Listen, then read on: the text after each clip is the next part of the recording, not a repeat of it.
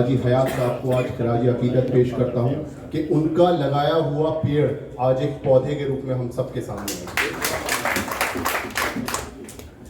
छोटे छोटे पॉइंट हैं, आप लोगों के सामने रखूंगा और अपनी बात को उसी के साथ ख़त्म करूंगा। देखिए, बिरादरी का मतलब मैंने आपको बताया बराबरी।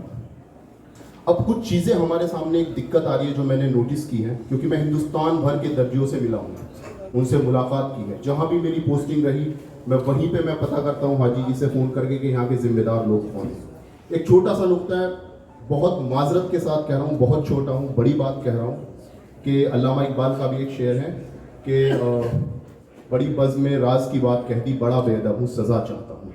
बिरादरी का मतलब है बराबरी। बराबरी मतलब बेटी दे देना, बेटी ले लेना, अपने लफ्ते जिगर को दे लेना, अपने लफ्ते जिगर को दे लेना।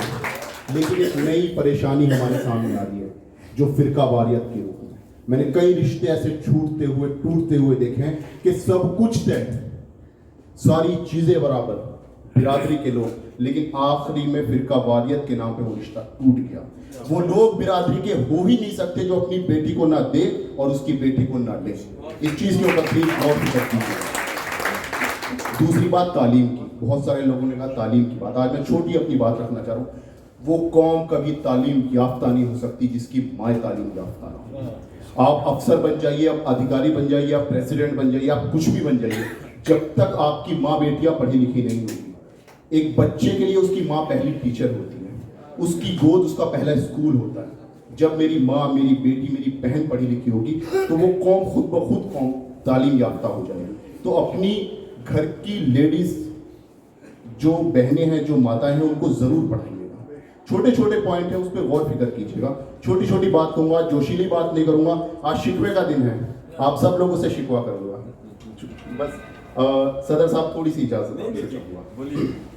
दहेज का मामला आता है, मैं दहेज देने में यकीन रखता हूँ, आपको मेरी बात बुरी लगेगी। खूब दहेज दीजिए, सब लोग दीजिए, मगर एक चीज की गांठ मान लीजिए, दहेज कभी मत लीजिए। क्योंकि मैं दूसरे आदमी को मजबूर नहीं कर सकता हूं कि तुम दहेज ना लो, लेकिन वो उसके ऊपर है कि वो दहेज ले या ना ले। अगर वो नहीं लेता अच्छी बात है, लेकिन खूब दहेज दीजिए। लेकिन जब लेने का नंबर आए तो कसदन तहैया कर लीजिए कि मैं दहेज नहीं लूंगा, और इंशाल्लाह इसी से शुरुआत है। दूसरा, अपने मोबाइल में, अपनी डायरी में दर्जी बिरादरी के लोगों की लिस्ट रखिए। मैं जिस नए शहर में जाता हूं वहीं उस बिरादरी के लोगों से मिलता हूं, क्योंकि वो मेरी बराबरी के लोग हैं। दूसरी बिरादरी के लोग मुझे वो मोहब्बत, वो ताज़ियत, वो इज्जत नहीं देंगे जो मुझे मेरे अपने लोग देंगे। अपनी डायरी को बनाइए, जिस नए शहर में जाइए वहाँ के जिम्मेदार लोगों से मिलिए, वहाँ के कल्चर को सीखिए, वहाँ की सिचुएशन को देखिए, वो किस तरीके से काम कर रहे हैं, उस चीज़ को सोचिए, समझिए और उसी चीज़ को अपने यहाँ इम्प्लीमेंट कीजिए। अपने बारे में बताइए, उनके बारे में सुनिए। लास्ट में कि आप अपने बच्चों को जरूर पढ़ाइएगा। कुछ नहीं करा सकते, बीए, बीएससी, बीकॉम करा दीजिएगा, एमए, एमएससी, एमकॉम करा दीजिएगा, और ये भी नहीं करा सकते, कुछ समझ में नहीं आता, वकील बना दीजिएगा। ये जो जदीद दौर चल रहा है, इसमें सबसे बड़ी दिक्कत आ रही है पुलिस की। पुलिस आपके घर पे आएगी, आपको परेशान करेगी, लेकिन जब घर में वकील बेटा होगा, वो अपने मुकदमे सुलझाएगा, पड़ोसी अड़ोसी पड़ोसी के भी सुलझाएगा।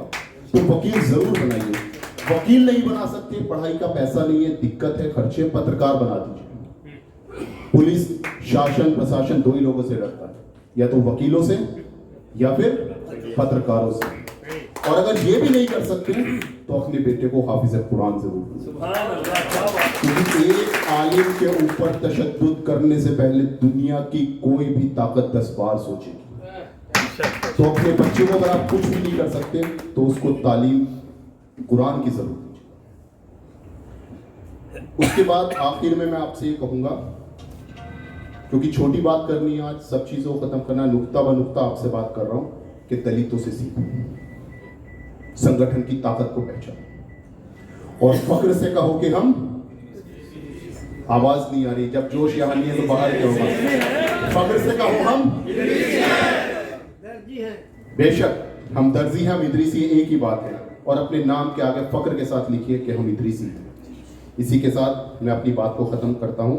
मैं लोगों से मुलाकातों के लम्हे याद रखता हूँ, मैं लोगों से मुलाकातों के लम्हे याद रखता हूँ, मैं बातें भूल भी जाऊँ तो लहजे याद रखता हूँ, और सरे महफिल जो निगाहें मुझ पे पड़ती है, निगाहों के हवालों से वो चेहरे याद रखता हूँ, और ज़रा हट करके चलता हूँ ज़माने की रिवायत से कि जिन पे बोझ मैं डालूँ वो कंधे याद रखता हूँ। वो आपकी